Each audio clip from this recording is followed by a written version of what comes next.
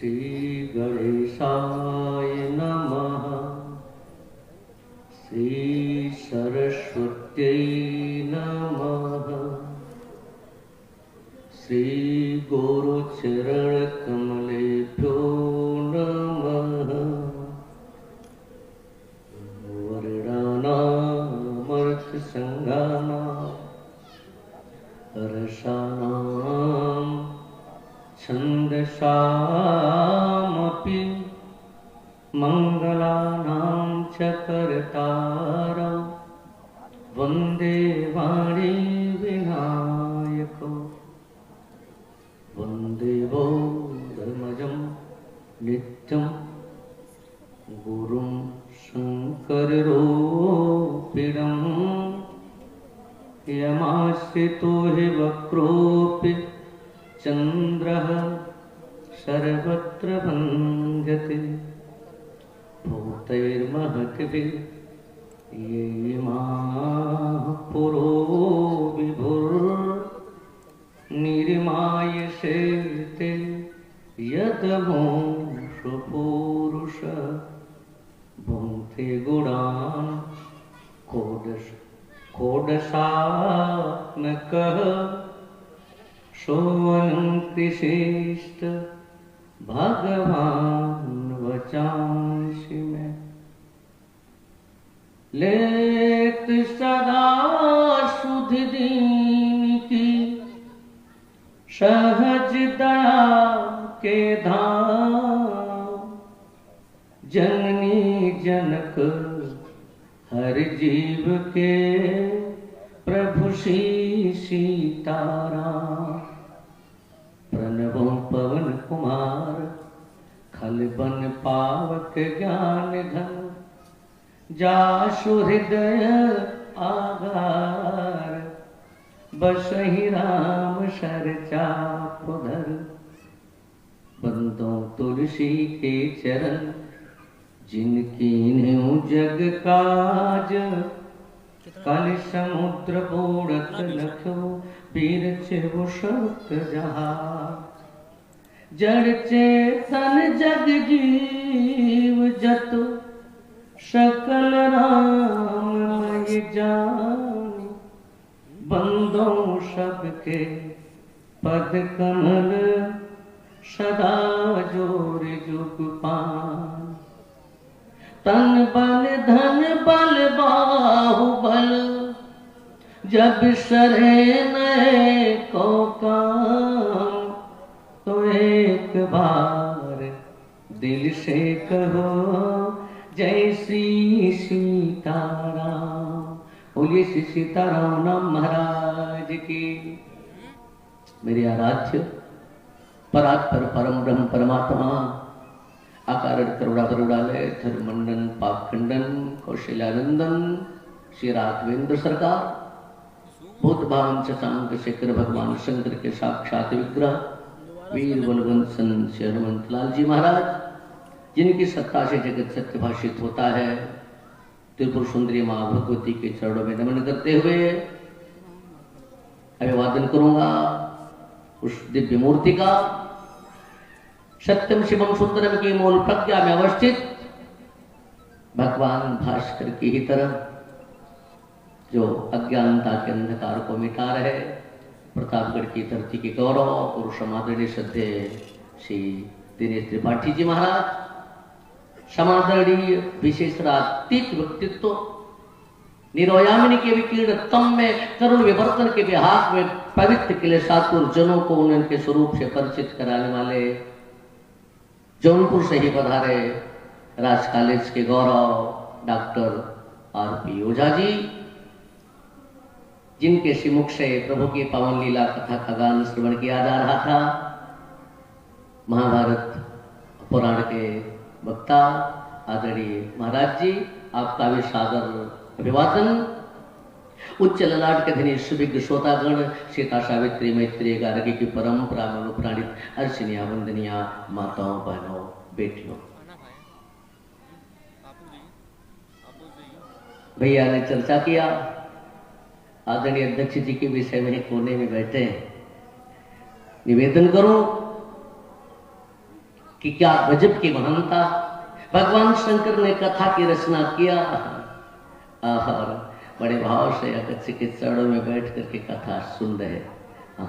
ये महानता है। आपका सादर अभिवादन।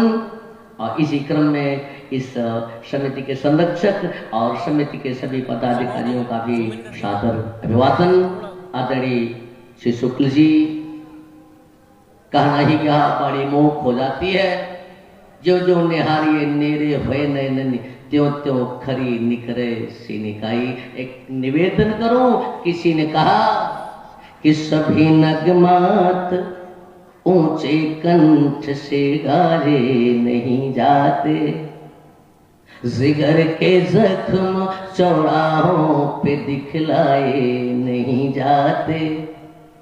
जिसे देखा वही बेताब है बस बुर्ज बनने को, जिसे देखा वही बेताब है बस बुर्ज बनने को।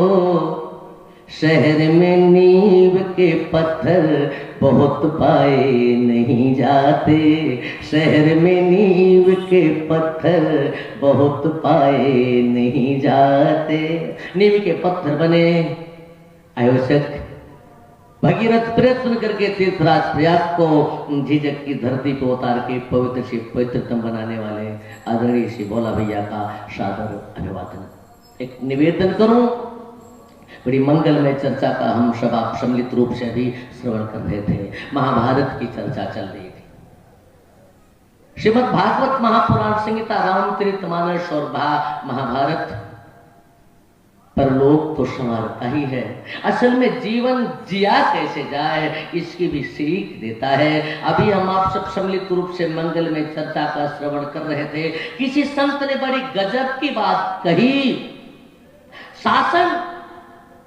शासन सत्ता का भार जब कोई अंधा संभाल लेता है, जब उच्चासन दृष्टिहीन को मिल जाता है, शासक अंधा होता है, तो सुशासन दुशासन में बदल जाता है। जब शासन दुशासन में बदलता है तो मानवता की द्रौपदी नंगी की जाती है। परिणाम गीता प्रकट होती है जो युद्ध के लिए प्रेरित करती है। हत्वा प्राप्त स्वर्गम जित्वा भोक्ष से महीम तस्मात् उत्तिष्ठ कौन्तेय युद्धाय कृत निश्चय। गीता प्रकट होती है। लेकिन जब कोई शासक, जब कोई राजा प्रजा के दुख से दुखी होता है और खुद हल चलाता है तो गीता नहीं बल्कि सीता प्रकट होती है। सीता शांति, सीता समानीता, आत्मारामो विराजते, जो जीवन में शांति लाती है। आइए ऐसे सीताराम के पवित्र नाम का दोबारा मंगल में उच्चारण किया जाए। तदुपरांत मानस की कथा में प्रवेश करते हैं। बिल्कुल भाव से बोलेंगे, श्री राम जय जय जय राम, श्री राम जय सिया राम, जय सिया राम, जय सिया राम, जय सिया राम। श्री राम जय राम, श्री राम जय सिया राम, जय सिया राम, जय सिया राम, जय सिया राम, जय सिया राम, जय सिया राम। बिन सत्संग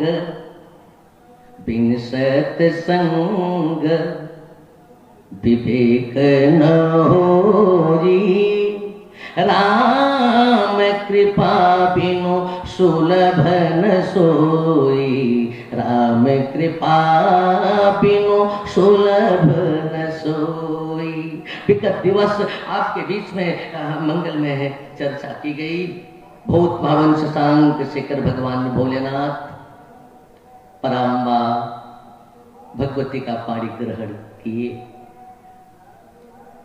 विदाई हुई भगवती पार्वती मैया की।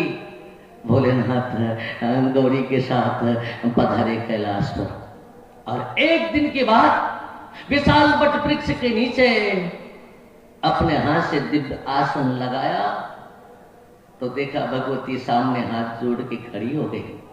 भोलेनाथ ने कहा, देवी ये मेरे आगे हाथ क्यों जोड़ रही? कहा प्रभु मुझे कथा सुनिए, मेरे बहुत से प्रश्न हैं, मेरे मन में बहुत से प्रश्न हैं, मुझे उन प्रश्नों का उत्तर चाहिए। और इसी क्रम में आपसे निवेदन करूं, उन्होंने 14 प्रश्न रख दिए और उन 14 प्रश्न में विवाह की भी चर्चा की। अपना विवाह तो जल्दी में हुआ था। कहा प्रभु हमारे राघवेंद्र सरकार का विवाह कैसे हुआ? कहो जथा जानकी विवाही और राज तजा सो दूषण काही। मैंने सुना है राघवेंद्र सरकार का जानकी जी से विवाह हुआ, शांति स्वरूपा सीता से विवाह हुआ और विवाहोपरांत कुछ ही दिन बाद वे सीधाम अवध को छोड़ करके चले गए। कारण क्या था सरकार, मुझे ये बताएं। भोलेनाथ मुस्कुराए, कहा हे देवी, राघव सीधाम अवध को छोड़ करके बन गए, इसका बहुत कारण है। आपके बीच में निवेदन करूं, राजनैतिक कारण और चाहे जो रहा हो, लेकिन एक मुख्य कारण प्रेम था। क्या हमारे राघवेंद्र सरकार किसके प्रेम के नाते जंगल गए?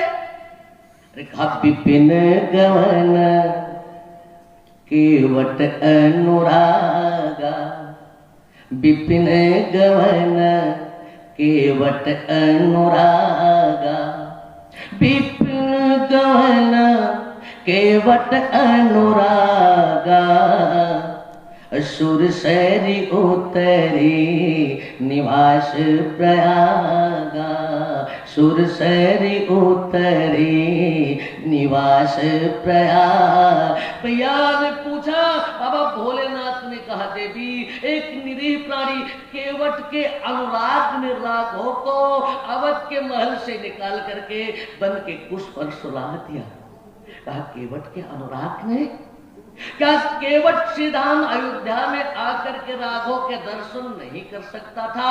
उसके प्रेम ने खींच लिया। अरे कहा प्रेम ही तो परमात्मा को खींचता है। प्रेम, किसी ने कहा प्रेम अनजान को मेहमान बना देता है, प्रेम अनजान को मेहमान बना देता है, प्रेम शैतान को इंसान बना देता है। अरे चेतन तो चेतन है, जड़ से करके देखो, प्रेम पत्थर को भी भगवान बना देता है, प्रेम पत्थर को भी भगवान बना देता है। केवट के प्रेम ने राघव को खींचा।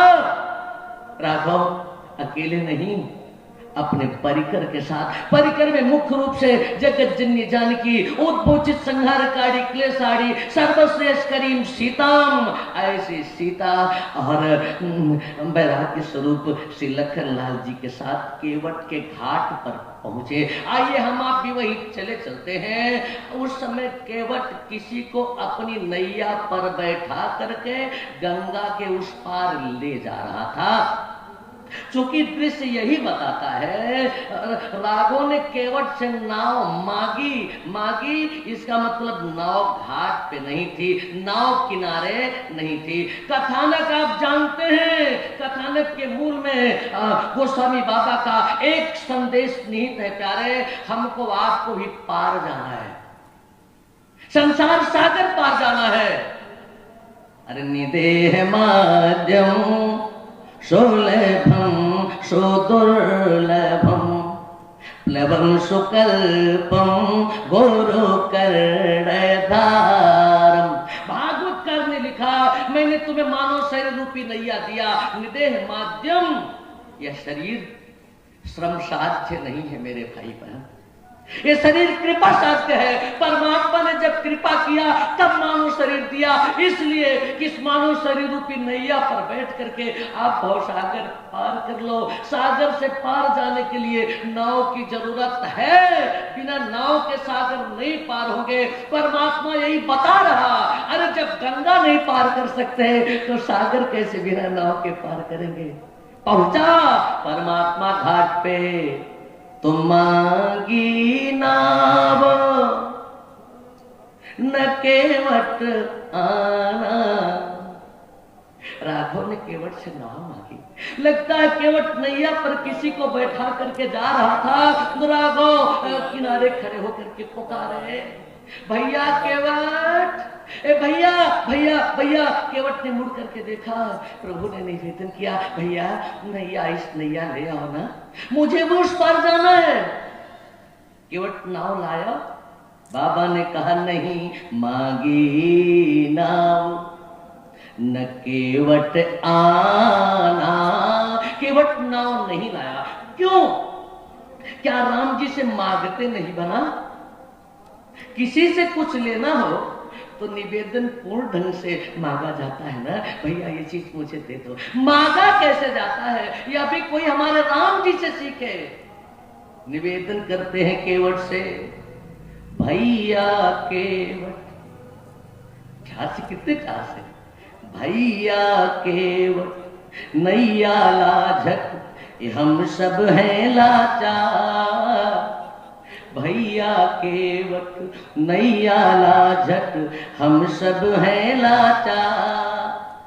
घाट किनारे नाव लगा दे, ना करना इनकार, हमें तो उस पार है जाना, तुम्हें है पार लगाना।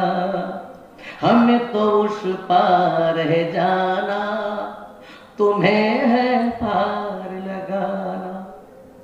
सुन है मेरे प्यारे, अरे सुन है मेरे प्यारे, हम आए घाट तुम्हारे। सुन है मेरे प्यारे, हम आए घाट तुम्हारे। बन बन भटक रहे हैं हम विपदा के मारे। दर दर भटक रहे हैं हम हैं विपदा के मारे। शरण गए की लाज बचाना, शरण गए की लाज बचाना, यही है शिष्टाचार, हम तो उस पार है जाना, तुम्हें है पार लगाना। हमें तो उस पार है जाना, तुम्हें है पार लगाना। कितनी विनम्रता से हमारे राघव ने केवट से नाव मांगा, लेकिन केवट नाव लाया नहीं लाया। और बदले में क्या कहा, कही तुम्हार मरम में जान। मैं आपके मरम को जानता हूं। किसके मरम को जानता है? जो जग नियंता है, जो जगदाहार है, जो परमात्मा है, जो परम ब्रह्म है। अरे बड़े बड़े अमलात्मा, विमलात्मा और महात्मा गुफाओं और कंदराओं में तपस्या करते हैं, जिनके ध्यान से फिसल जाता है परमात्मा। ऐसे परमात्मा के मरम को जानने के बाद केवट कहता है, क्या जानने की बात कहता है? मरम की बात कहता है, जो गोपनीय है उसकी बात कहता है। रहस्यम साधुनाम रूपे विशुद्धम विजयते, गीता कह रही है परमात्मा को जाना नहीं जा सकता। ऐसे परमात्मा के मरम की क्या बात है? केवट कह रहा, जानता हूं। और बताऊं, निर्गुण ब्रह्म की सत्ता में सतत पर निश्चित रहने वाले ऋषवर वाल्मीकि जी से जब राघव ने पूछा, पुत्र मया वस्तव्यम, मैं रहूं कहां? उन्होंने कहा, हे प्रभु आप कौन हैं? मैं जानता हूं। अरे जग पे खन तुम देख निहारे, विधि हरि शंभो न चावन हारे। प्रभु ब्रह्मा के रूप में आप ही जगती की रचना करते हो, विष्णु के रूप में आप ही पालन करते हो, संगर के रूप में आप ही संहार करते हो। अरे जो ब्रह्मा पालन रचना करते हैं, जो विष्णु पालन करते हैं, जो शंकर संहार करते हैं, तेवो न जाने मरम तुम्हारा, तेवो न जाने मरम तुम्हारा। अब रे तुम्हीं को जान निहारा, अब रे तुम्हीं को जाननी। जिस परमात्मा के मरम को ब्रह्मा नहीं जान सकते, विष्णु नहीं जान सकते, शंकर नहीं जान सकते, केवट कह रहा, कही तुम्हार मरम मैं जाना और जरा बोलने की शैली देखिए। तुहार आप नहीं कह रहा, भगवान नहीं कह रहा, उपेक्षित ढंग से है कहा तुम्हार मरम में जा। तुहार सम्मान सूचक शब्द नहीं प्रयुक्त कर रहा। लखनलाल ने कहा भैया, कहा थोड़ा सा किनारे होइए। कहा क्यों? कहा केवल मेरी लैंग्वेज समझेगा। आप क्या करोगे? कहा देखिए ना, तरकश की तरफ हाथ बढ़ाया जैसे तीर पकड़ा। राघव ने कहा लखन ये क्या कर रहे हो? कहा हे प्रभु, जो न मेरे राम का वह न मेरे काम का, जो आपकी बात नहीं मानेगा उसे सरसैया पे सुला दूंगा। राघव ने कहा वाह, जो मेरी बात नहीं मानेगा उसे मार दोगे? कहा प्रभु हाथ कंगन को वार से क्या, तुरंत अभी बाण की सैया पे इस केवट को सुलाता हूं। राघव ने कहा एक मिनट रुक जाओ, इधर देखो ये कौन है? मेरे बाम भाग में। कहा तो मेरी जानकी मैया है। कहा मार दो इनको। क्या इनको क्यों मार दो?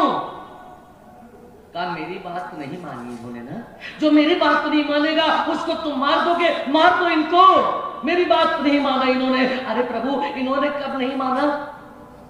याद है ना सरकार, याद है ना लखन, जब मैं बन को तैयार हुआ ना तो ये पहुंची। इन्होंने कहा मुझे भी अपने साथ ले चलिए। मैंने कहा नहीं चल सकती, पिताजी की ये दशा है, माताओं की ये दशा है, भरत शत्रुघ्न निहाल में है, यहाँ रह करके आपको सेवा करनी है, इनकी सेवा, मेरी माता की सेवा करनी है, मेरे पिताजी की सेवा करनी है। जानते हो इन्होंने क्या कहा? कहा प्रभु मेरे पिता ने आपके हाथ में मेरा हाथ दिया है। महाबला, यही जन्म क्या प्रेत भावी तस्सा, अगले जन्म में भी मुझे आप ही मिलेंगे। और एक बात बताओ प्रभु, दुनिया में जिसको भी सुख या दुख मिलता है उसके अपने भाग्य से मिलता है।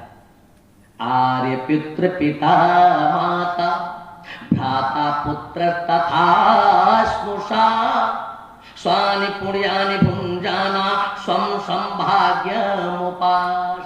वाल्मीकि बाबा की जानकी मैया खड़ी है। ए आर्य पुत्र, माता पिता भाई बंधु अपने अपने कर्म का फल भोगते हैं।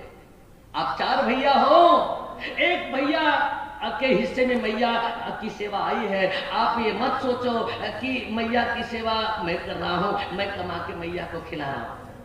स्वयं संभाग्य उपासते, अपने भाग्य से मैया खा रही है। उस मैया के हिस्से की रोटी भी परमात्मा ने आपके खाते में दे दिया है।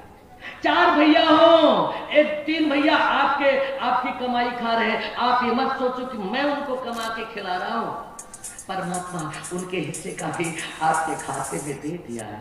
शास्त्र कह रहा आर्य पुत्र पिता माता भ्राता पुत्र तथा स्नुषा स्वानि पुण्यानि भुंजाना स्वम स्वम भाग्यमुपासते।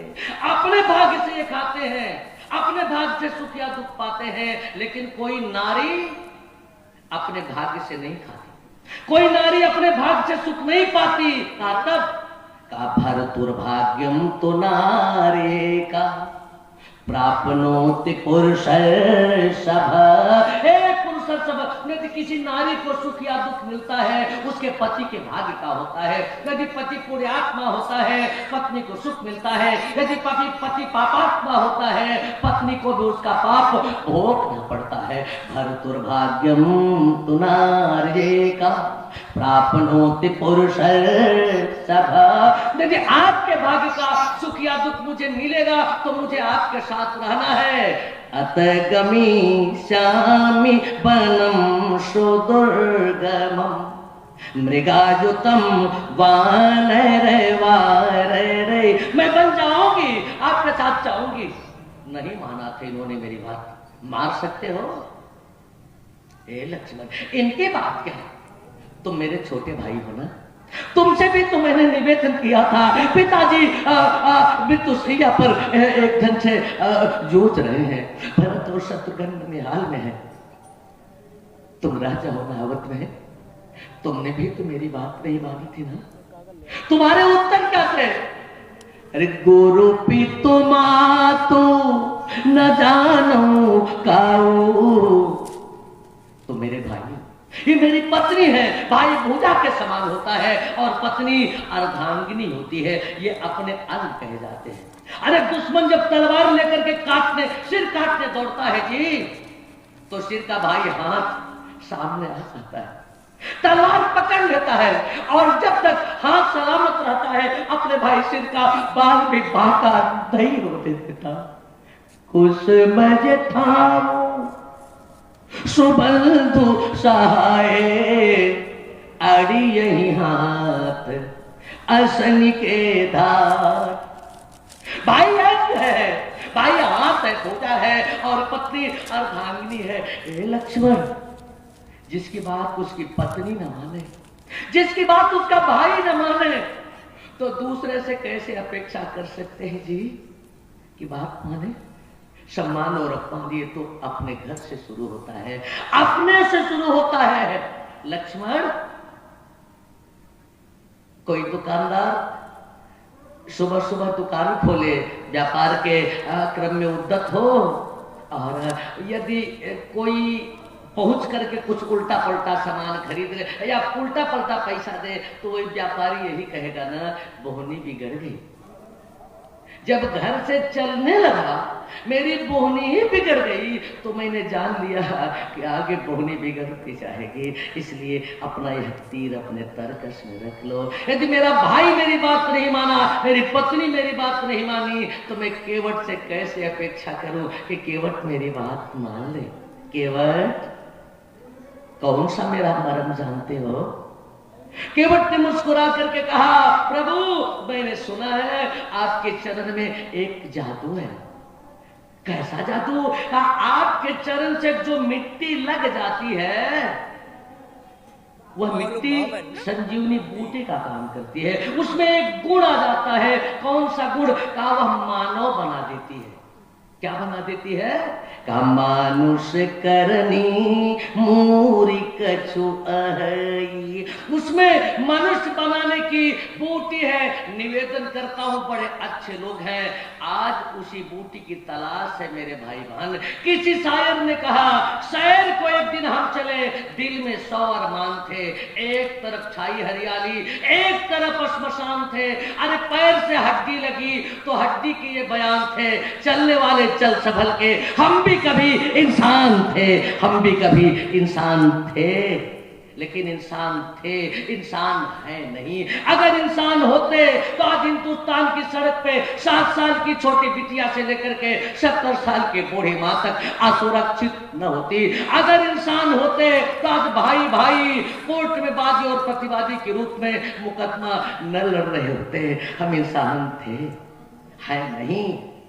आदमी की शकल आदमी से नहीं, मिल गई है खुशी पर खुशी सी नहीं। अरे गंध का रंग सोचो भले खुशनुमा, लेकिन जिंदगी आजकल जिंदगी सी नहीं। क्यों?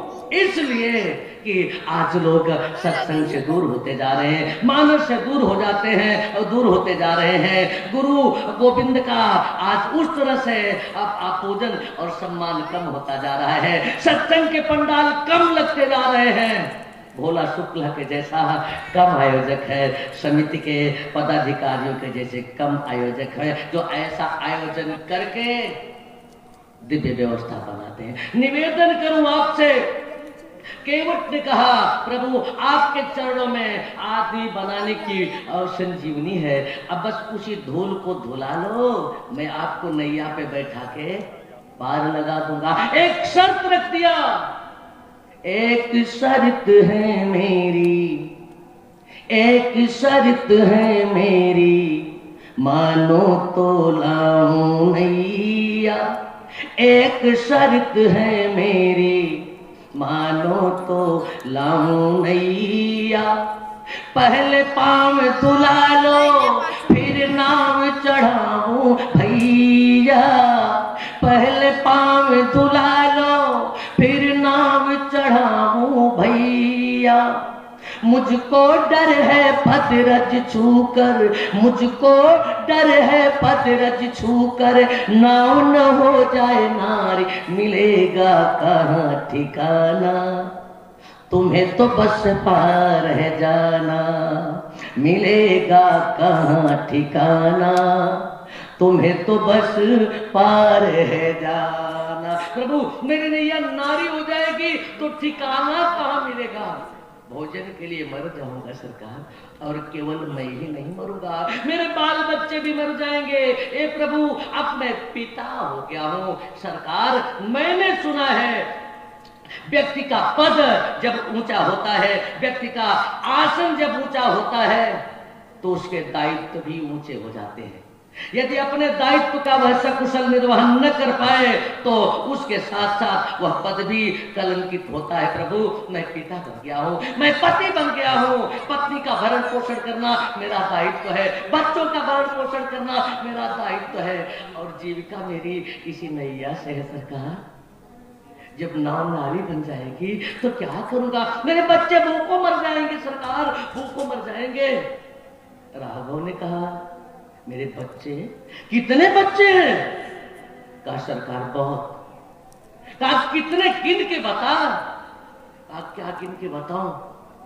डॉक्टर साहब जैसे मुझे अध्यापक नहीं मिले कि पढ़ाते, निवेदन करूं आपसे, जौनपुर की धरती के गौरव डॉक्टर आरपी ओझा से मंच गौरवान्वित हो रहा, आपका सादर अभिवादन है। आपसे निवेदन कर रहा। केवट ने कहा नहीं सरकार, नहीं बता सकता, गिनती मुझे नहीं आती, गिन के नहीं बता सकता कि मेरे कितने बच्चे हैं, लेकिन बता सकता हूं। गिनती तो नहीं आती लेकिन बता सकता हूं। कहा कैसे?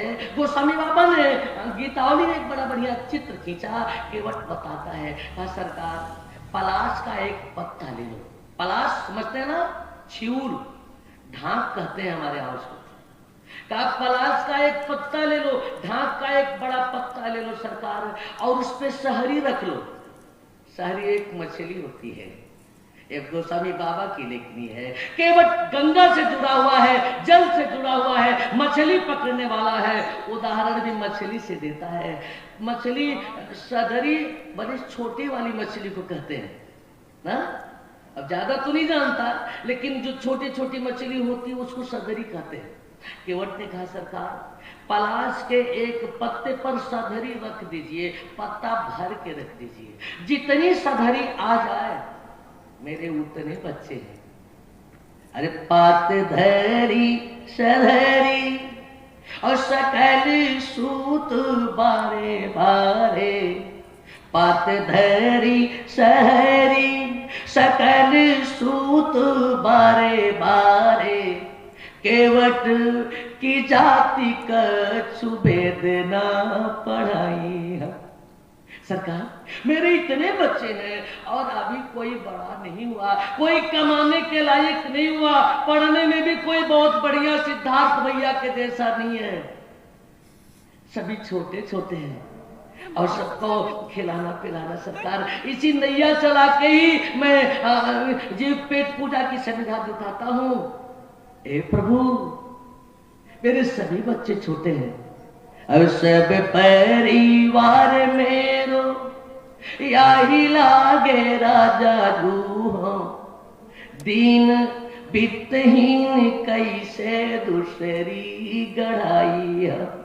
पैसा भी नहीं है सरकार कि ये नौ नारी बन जाए तो मैं दूसरी नैया बनवा लूं। हे प्रभु आप तो राजा हो ना, इस राज्यम परो धर्मो आर्ता नाम आरती निग्रह, यह शासक का धर्म है, यह राजा का धर्म है, यह राजकुमार का धर्म है कि दुखी के दुख को दूर करे। सरकार मैं दुखी हो जाऊंगा, इस तरह से मेरी नैया को मत नष्ट करो। यदि आप नहीं मानते तो आपकी क्या, आपके बाप की सौगंध खा रहा हूं सरकार। अरे तुलसी से राम राय राव रोसो साची कहो, बिना पग धोए नाथ नाव ना चढ़ाई हो, बिना पग धोए नाथ नाव ना चढ़ाई हो। उतराई नहीं चाहिए सरकार। आप ये सोच रहे हो कि केवट मुझे इस वेश में देख करके सोच रहा होगा कि इनके पास पैसा वैसा तो है नहीं, उतार दूं, उतराई नहीं मिलेगी, इसलिए केवट आनाकानी कर रहा। तो सच बताऊं, मुझे उतराई नहीं चाहिए।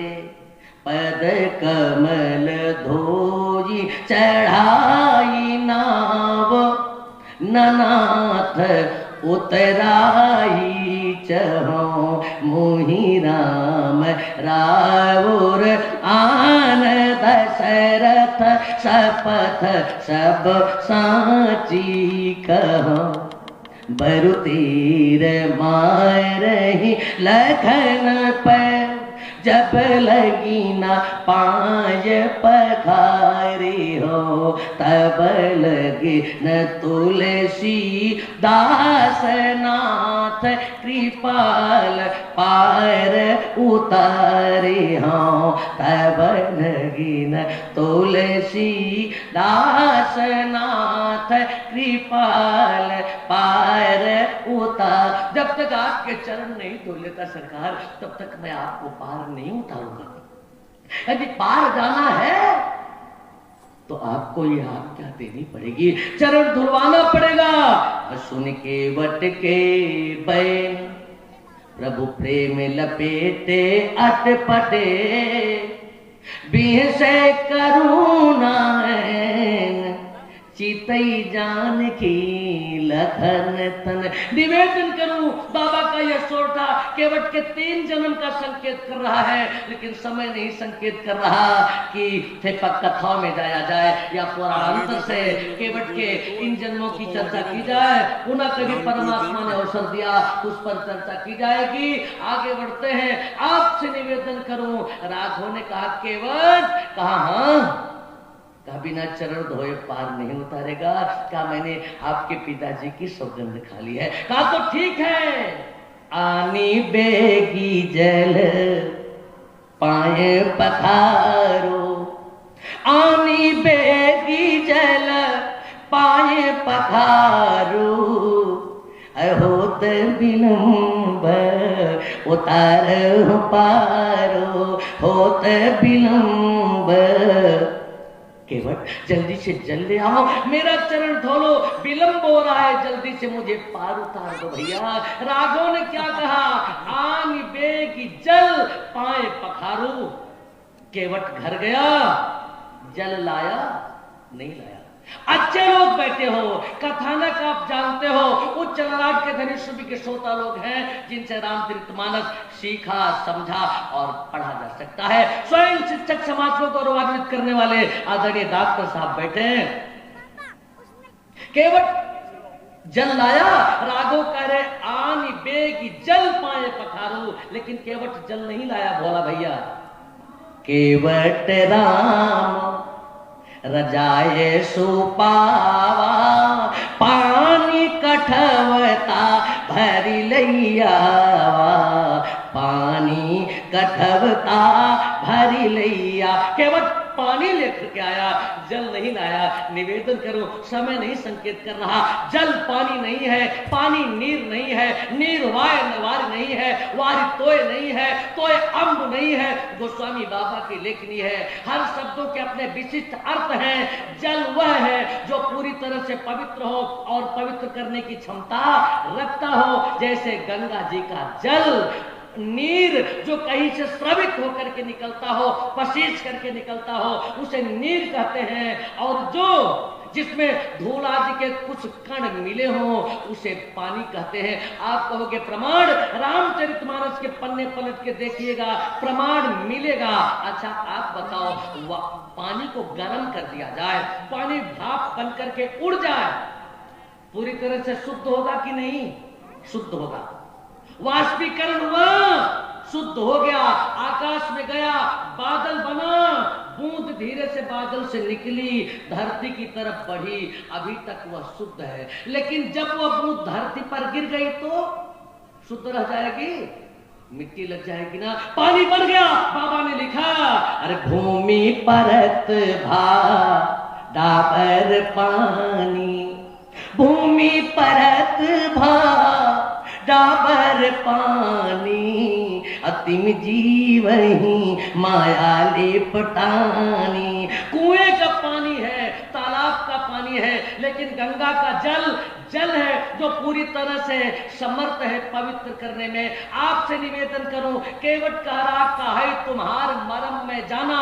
केवट के मरम का एक छोटा सा दृश्य देखें। केवट यह मरम जानता है, ये गंगा राघव के पैर के नख से निकली है और ब्रह्मा ने इनसे कहा है ध्यान से प्रतीक्षा करना, इसी जगह पे बैठ करके प्रतीक्षा करना। एक दिन तुम्हारा यह घर मिलेगा, जहां से तुम निकली हो वह मिलेगा। पुराणांतर से कथा आती है, जब कामधेनु इस धरती को छोड़ करके चली गई देवलोक स्वर्गलोक को ना, तो सभी देवता लोग गंगा के तट पर बैठ करके अभ्यर्थना किए। ब्रह्मा बाबा प्रकट हुए, ब्रह्मा बाबा से कहा बाबा कामधेनु तो चली गई, हम सबकी मनोकामना पूरी कैसे होगी?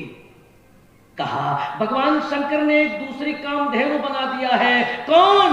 राम कथा कलिकामत गाई। राम की कथा कलयुग की कामधेनु गाय है, जो भाव से राम कथा श्रवण करेगा उसकी मनोकामना पूरी होगी। अब इसी कथा से अपनी मनोकामना पूरी करो। जाने लगे ब्रह्मा बाबा, पीछे से आवाज आई, किसी नारी की आवाज, पाहिमाम पाहिमाम पाहिमाम। ब्रह्मा बाबा ने मुड़ के देखा, गंगा थी। गंगे क्या बात है? ब्रह्मा बाबा से गंगा ने निवेदन किया, बाबा रक्षा करो। आपने अपने कमंडल से निकाल कर जब मुझे वसुंधरा पर भेजा था तो यह कहा था, ए गंगे धरती के सभी लोग बहुत अच्छे हैं, तुम्हारी पूजा करेंगे, लेकिन मैं यहाँ देख रही लोग पाप करते हैं और आ करके अपने अपने पाप मुझ पे धो देते हैं, मैं गंदी होती जा रही हूँ।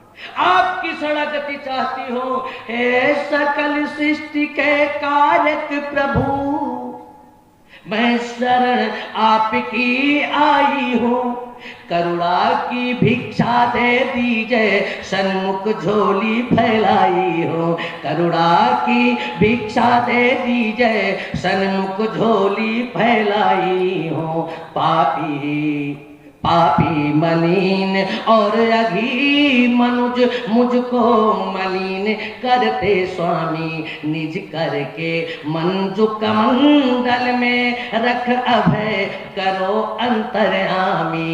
निज करके मंजु कमंडल में रख अभय करो अंतर्यामी। मुझे उसी कमंडल में फिर रख लो बाबा, जिस कमंडल से निकाल के भेजा था। यह गंगा आपसे यही निवेदन करती है। ब्रह्मा बाबा ने कहा, ये गंगे यदि तेरी बात आज पितामह मान लेता है तो एक बात कान खोल करके सुन ले, भारत की धरती युग के अनुरूप महापुरुषों को जन्म देती है। फिर कोई भगीरथ पैदा होगा, अभ्यर्थना करेगा, मुझे अपने कमंडल से निकाल के भेज देना पड़ेगा। लेकिन यदि तू धैर्य के साथ प्रतीक्षा कर तो एक दिन वे राम चल करके तेरे घाट पे आएंगे, तेरे तट पे आएंगे, जिसके चरण के नक्शे से तू निकली है। और जब वो चरण तेरे पास आए, केवट जब चरण धोने को उद्यत हो तुझसे ही जल लेगा ना, तो तू राघव के चरणों में समा जाना। फिर वहां चली जाएगी, यद गत्वा न निवर्तन्ते, जहां जाने के बाद कोई लौटता नहीं, तेरा चिर विश्राम पे मिल जाएगा। निवेदन करूं आपसे, राम जी ने जब कहा आनी बेगी जल पाए पखारू, तो गंगा प्रसन्न हो गई। अरे पद न खनी रखी देव शैरी है रेखी, प्रसन्न हो गई गंगा मैया। अब मेरा चिर विश्राम की मिल गया है, इसमें प्रवेश करूंगी। लेकिन वाह रे केवट, गजब का मरम जानता है, जल नहीं लाया। कहा केवट राम रजाय सुपावा, और पानी कठौता भारी लैयावा। पानी कठौता भरी लैयावा, अवध्यानंद उमगी अनुरागा। अत्यानंद उमगी अनुरागा, चरण सरोज पखारन लागा। चरण सरोज पखारन लागा। केवट पखार रहा। कैसे? एक छोटा सा दृश्य 1 मिनट के लिए देखें। केवट राघव के सामने कठौता रखा, कठौते में पानी भरा है, राघव का बायां चरण उठाया, कठौते में रखा, चरण धोया। चरण धोने के बाद कहा प्रभु अब दूसरा चरण कठौते में रखो। राम जी ने अपना बायां चरण निकाल करके बाहर धरा, दायां चरण कठौते में रखा। अब केवट राम जी का दायां चरण धो रहा है और बायां चरण देख रहा। राम जी ने कहा ये क्या देख रहे हो? कहा यही देख रहा कि आपने थोड़ा सा गलत तो कर दिया प्रभु। कहा क्या? कहा खतरा अब और ज्यादा बढ़ गया। या के पहले तो चरण सूखा था, थोड़ी ही धूल लगी थी, अब धोने से चरण गीला हो गया, ज्यादा धूल लग गई है, फिर से बायां धोना पड़ेगा। राम जी ने कहा ये तब बायां धोएगा तो दायां बाहर निकालूंगा, तो दायां बायां दायां बायां ये ऐसे धोता ही रहेगा।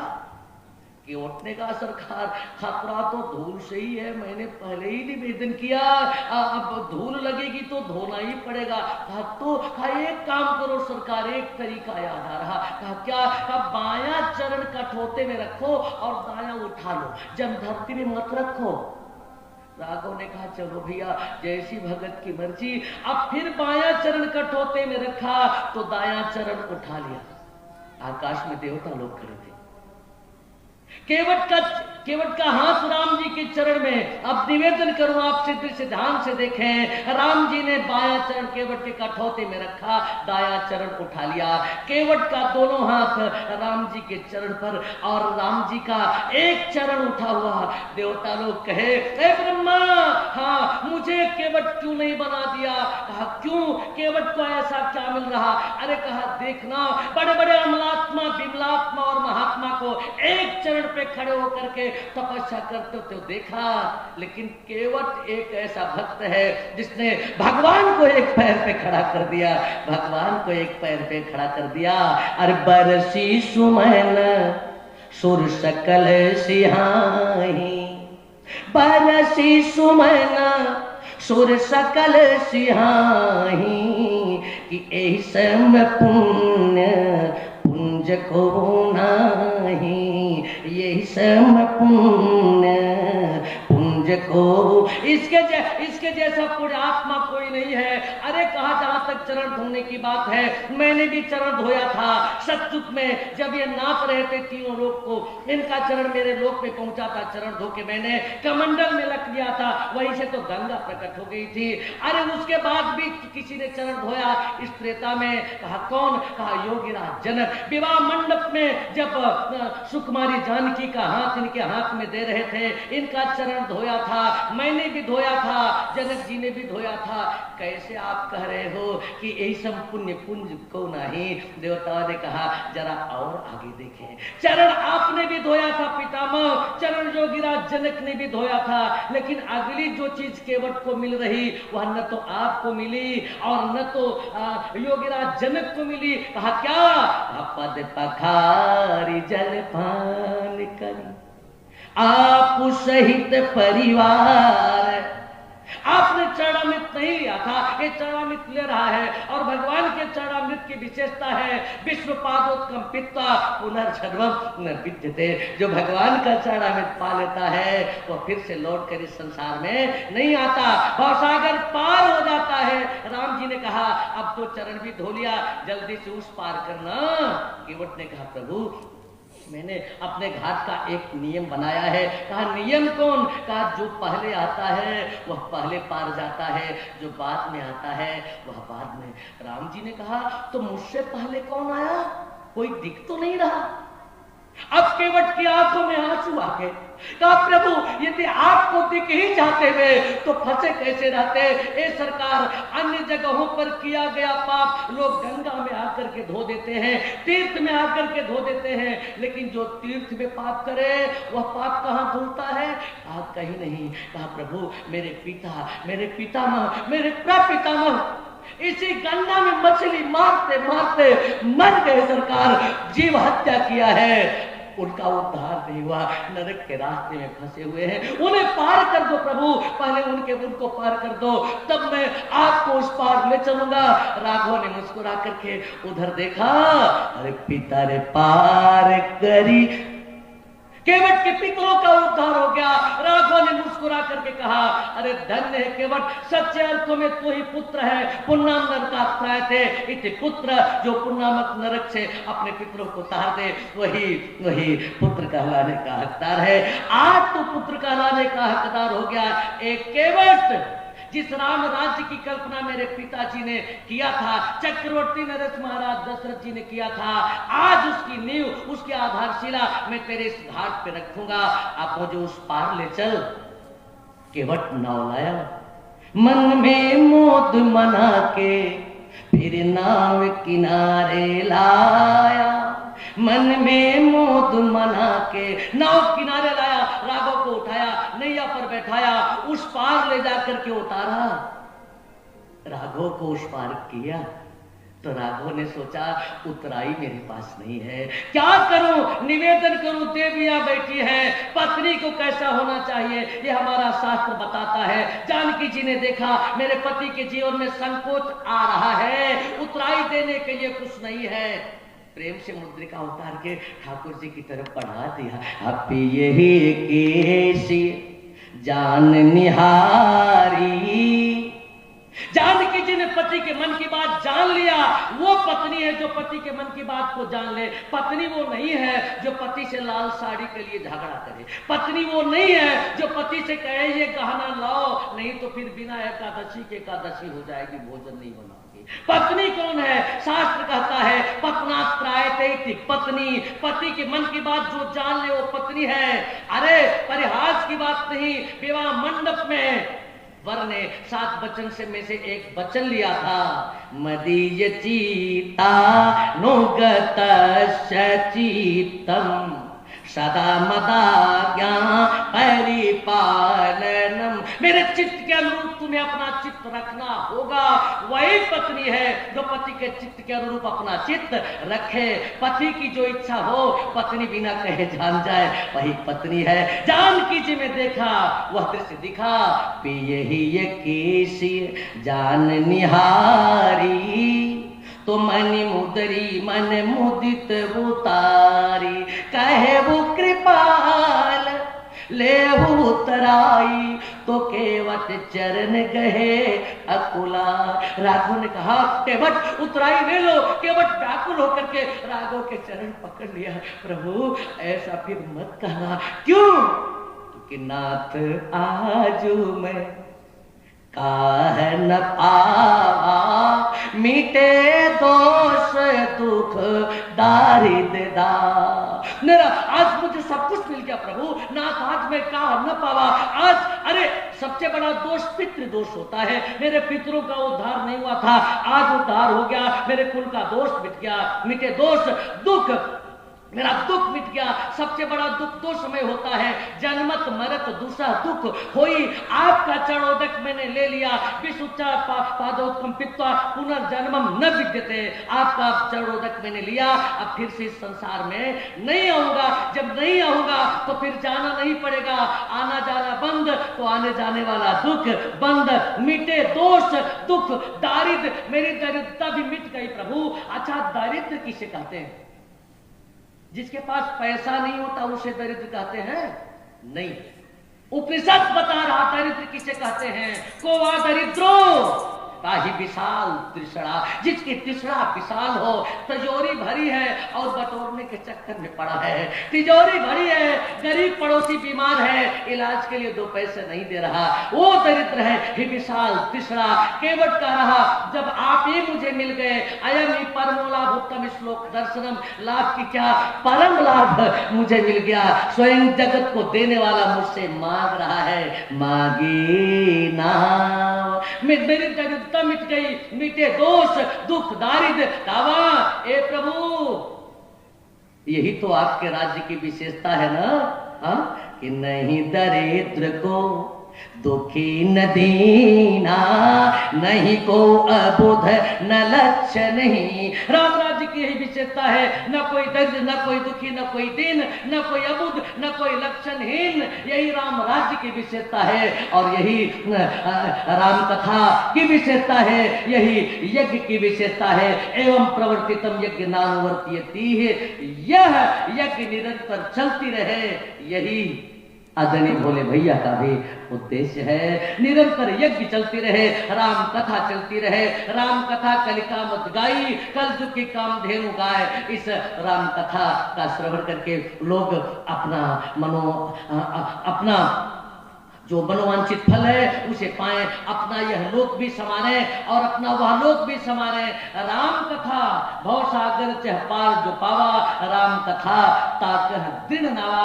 ये शरीर नैया है और राम कथा नैया है, तो जो राम कथा की नैया पर बैठे भवसागर पार हो जाएगा।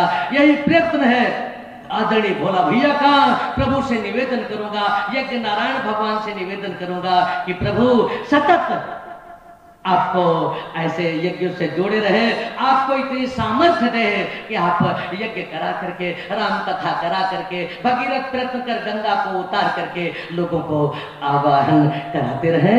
इसी शुभकामना के साथ निवेदन करूंगा आप लोगों से, यह बालक प्रभु की लीला कथा को निमित्त बना करके आपका आशीर्वाद पाया। आपको कथा सुनाने के लायक मैं नहीं, मानस के पन्ने पलटता हूं, मुझे लगता है बाबा ने एक चौपाई मेरे लिए लिखी, कवित विवेक एक नहीं मोरे, सत्य कहूं लिखी कागज कोरे।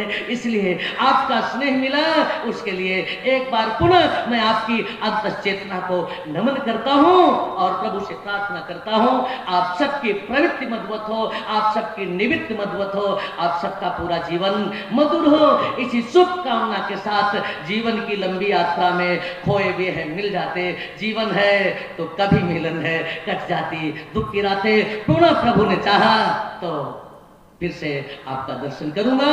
भगवान से एक बार पुनः प्रार्थना करूंगा आदरणीय भोले भैया को इतना मजबूत करें, इतना मजबूत करें, ऐसे यज्ञ करा करा के रचना करते रहे और लोगों को जोड़ते रहे। बोलिए श्री सीताराम नाम महाराज की।